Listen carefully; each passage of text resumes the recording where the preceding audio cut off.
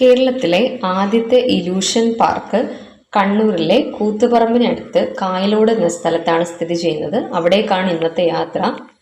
ഈ ഇലൂഷൻ പാർക്കിൻ്റെ എൻട്രൻസിൽ തന്നെ ഒരു സസ്യ നഴ്സറി സെറ്റ് ചെയ്തിട്ടുണ്ട്. അവിടെ നിന്ന് നമുക്ക് ബഡ് ചെയ്ത മാവിൻ തൈകൾ, റംബൂട്ടാൻ ചെടികൾ, നാരങ്ങയുടെ ചെടി, അതിൻ്റെ തൈകൾ, അതുപോലെ തന്നെ പേരയുടെ വെറൈറ്റീസൊക്കെ നമുക്ക് വാങ്ങാനായിട്ട് സാധിക്കും. ഈ പാർക്കിനകത്തേക്ക് കയറുമ്പോൾ തന്നെ ആദ്യം ഒരു ഒട്ടകത്തിനെ ഉണ്ടാക്കി വെച്ചേക്കുന്നത് കാണാനായിട്ട് സാധിക്കും. പിന്നെ നമ്മൾ കാണുന്നത് ഒരു മാവിൽ സെറ്റ് ചെയ്തേക്കുന്ന ഒരു ട്രീ ഹൗസ് ആണ്. ഈ കാണുന്നതൊക്കെ ബഡ് ചെയ്ത വിവിധ തരത്തിലുള്ള മരങ്ങളുടെ തൈകളാണ്.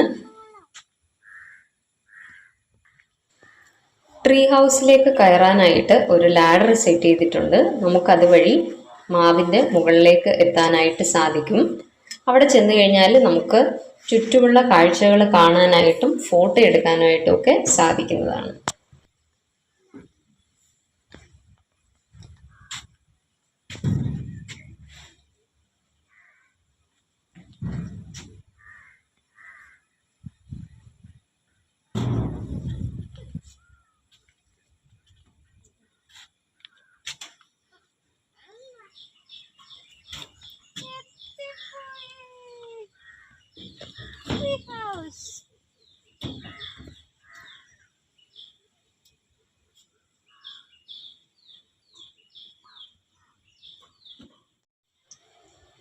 ട്രീ ഹൗസിൽ നിന്നിറങ്ങി വീണ്ടും മുന്നിലേക്ക് നടക്കുമ്പോൾ ബഡ് ചെയ്ത് വെച്ച ചെടികളൊക്കെ നമുക്ക് കാണാനായിട്ട് സാധിക്കും.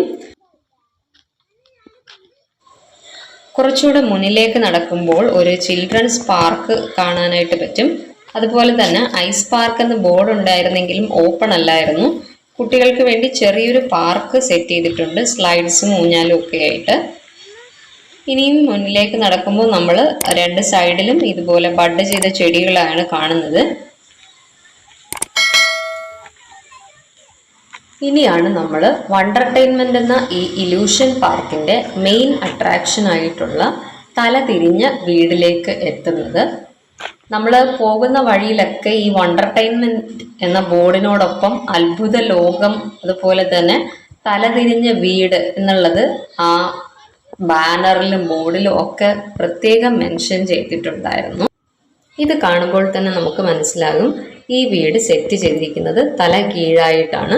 ബേസ്മെന്റ് പാർട്ട് മുകളിലും റൂഫ് പാർട്ട് അടിയിലുമായിട്ടാണ് സെറ്റ് ചെയ്തിരിക്കുന്നത്. കാറ് പാർക്ക് ചെയ്തിരിക്കുന്നത് തല കീഴായിട്ടാണ് എന്ന് നമുക്ക് കാണാനായിട്ട് കഴിയും. നമ്മൾ ചിൽഡ്രൻസ് പാർക്ക് കണ്ടതിനടുത്ത് തന്നെ ഏഷ്യയിലെ ഏറ്റവും വലിയ ചക്ക ശില്പം എന്ന് ഒരു ബോർഡ് കണ്ടായിരുന്നെങ്കിലും അവിടെ എങ്ങും നമ്മൾ അങ്ങനൊരു ശില്പം കണ്ടില്ല. ഈ വീടിൻ്റെ റൈറ്റ് സൈഡിലായിട്ടാണ് അത് സെറ്റ് ചെയ്തേക്കുന്നത്. ഇതാണ് ഏഷ്യയിലെ ഏറ്റവും വലിയ ചക്ക ശില്പം.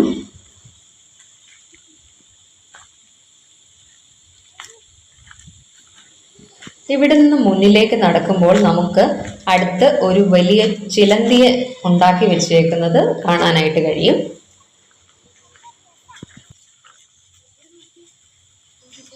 ഇതിനടുത്തായിട്ട് ഓണം സീസൺ ആയതുകൊണ്ടാണോ അതോ സ്ഥിരമായിട്ടുള്ളതാണോ എന്നറിയത്തില്ല, കുറേയധികം ഊഞ്ഞാലൊക്കെ കെട്ടിയിട്ടുണ്ടായിരുന്നു.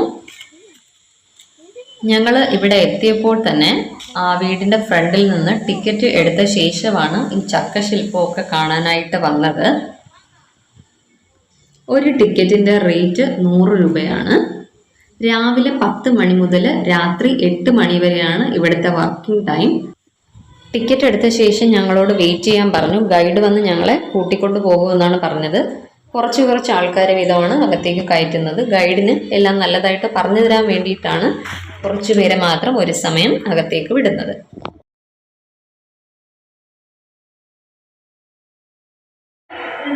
അകത്തേക്ക് കയറുമ്പോൾ നമ്മൾ ആദ്യം കാണുന്നത് ഒരു ബ്ലർ ഇമേജ് വൈറ്റ് സർഫസിൽ വരച്ചേക്കുന്നതാണ്. എന്നാൽ ആ സിലിണ്ടറിൽ നോക്കുമ്പോഴത്തേക്കും നമുക്ക് അത് വൈറ്റ് സർഫസിൽ സ്ക്വയർ ഷേപ്പിൽ മദർ തെരേസയെ വരച്ചേക്കുന്ന ഇമേജ് ആണെന്ന് മനസ്സിലാക്കാൻ കഴിയും. അടുത്തത് അഗാധമായ ഒരു കിണറാണ് സെറ്റ് ചെയ്തേക്കുന്നത്. അടുത്ത് നമ്മൾ കാണുന്നത് പല പീസുകൾ ഇങ്ങനെ സെറ്റ് ചെയ്തേക്കുന്നതാണ്. അതിൻ്റെ സൈഡിൽ നിന്ന് നമ്മൾ ഫ്രണ്ടിലേക്ക് വരുമ്പോഴത്തേക്കാണ് അത് ഗാന്ധിജിയുടെ ഇമേജ് ആണെന്ന് നമുക്ക് മനസ്സിലാക്കാനായിട്ട് പറ്റുന്നത്. അത് കഴിഞ്ഞ് നമ്മൾ കാണുന്നത് കരയുന്ന ഒരു കുട്ടിയുടെ പിക്ചറാണ്. അവിടുന്ന് മൂവ് ചെയ്ത് നമ്മൾ അടുത്ത സൈഡിലേക്ക് പോകുമ്പോഴത്തേക്കും ആ കുട്ടി ചിരിക്കുന്ന പിക്ചറായിട്ട് അത് മാറുന്നതായിട്ട് നമുക്ക് കാണാനായിട്ട് കഴിയും.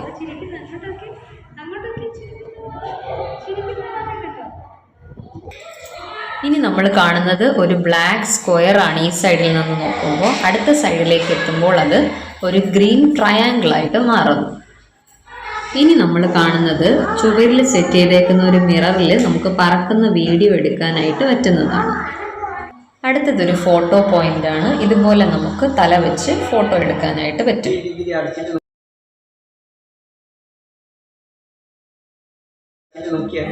ഈ പിക്ചറിൽ നമുക്ക് 3 പെൺകുട്ടികളെ കാണാം. ഒന്നുകൂടെ നോക്കിക്കഴിഞ്ഞാൽ അത് ജീസസ് ആയിട്ട് മാറുന്നത് കാണാനായിട്ട് പറ്റും. ഇവിടെ നിന്ന് ഫോട്ടോ എടുത്തു കഴിഞ്ഞാൽ ഹൈറ്റ് കൂടിയ ആൾക്ക് കുറവും കുറവുള്ള ആൾക്ക് കൂടുതൽ ഹൈറ്റും തോന്നും.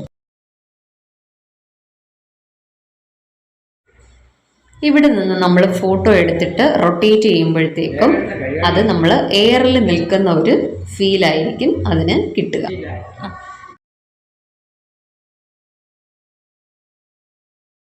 ഇവിടെ നമ്മൾ ഫോട്ടോ എടുത്തു കഴിഞ്ഞാൽ ബോഡിയും കാലും വേർപെട്ട രീതിയിലുള്ളൊരു ഫോട്ടോ കിട്ടും.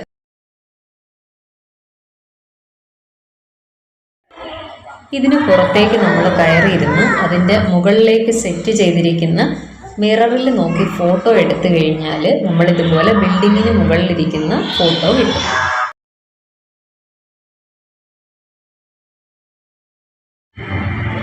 ഇവിടെ നിന്ന് ഫോട്ടോ എടുത്ത് റൊട്ടേറ്റ് ചെയ്ത് കഴിഞ്ഞാൽ നമ്മൾ ബെഡിലും സോഫയിലുമൊക്കെ കൈകുത്തി തല തിരിഞ്ഞു നിൽക്കുന്ന ഫീലായിരിക്കും ഉണ്ടായിരിക്കുക.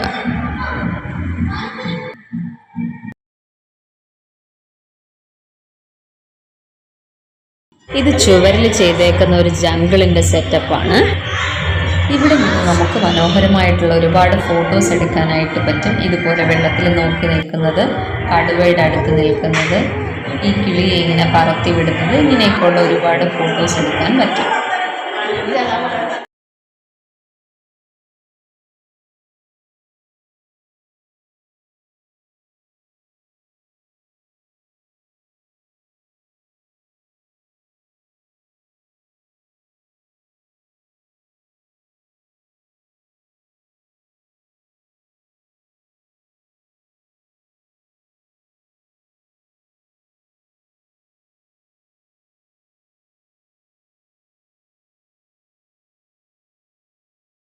ഇത് നമ്മൾ ഈ ജീവിയുടെ വാ വലിച്ചു തുറക്കുന്ന തരത്തിലുള്ള ഫോട്ടോ എടുക്കാൻ പറ്റുന്ന സ്ഥലമാണ്.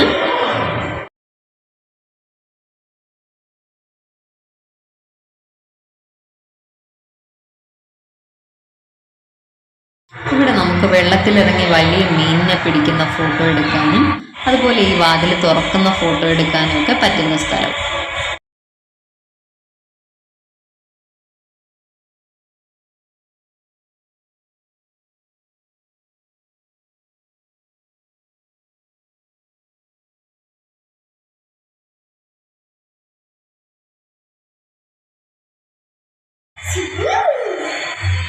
ഇതൊരു ചെറിയ ഫിഷ് ടാങ്ക് സെറ്റ് ചെയ്തേക്കുന്നതാണ്. ഇത് ഫോട്ടോ ഫ്രെയിം പോലെ സെറ്റ് ചെയ്തേക്കുന്ന സ്പോട്ടാണ്. ഇവിടെ നിന്ന് നമുക്ക് ഫ്രെയിം ചെയ്ത പോലുള്ള ഫോട്ടോ എടുക്കാനായിട്ട് പറ്റും.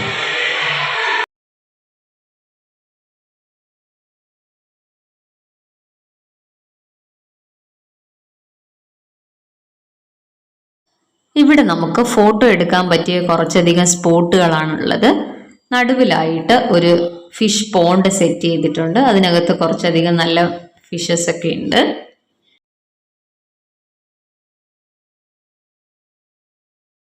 ഇവിടെ നിന്ന് നമുക്കിതുപോലെ നമ്മൾ പെയിന്റ് ചെയ്യുന്ന രീതിയിലുള്ള ഫോട്ടോ എടുക്കാനായിട്ട് പറ്റും.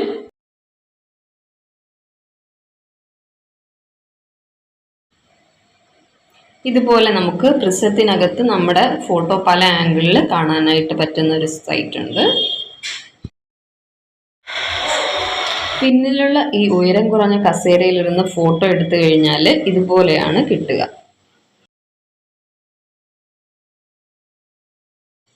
കുട്ടികൾക്കും മുതിർന്നവർക്കും ഒരുപോലെ എൻജോയ് ചെയ്യാൻ പറ്റുന്ന ഒരു സ്പോട്ടാണ് ഈ വണ്ടർടൈൻമെന്റ് എന്ന് പറയുന്നത്.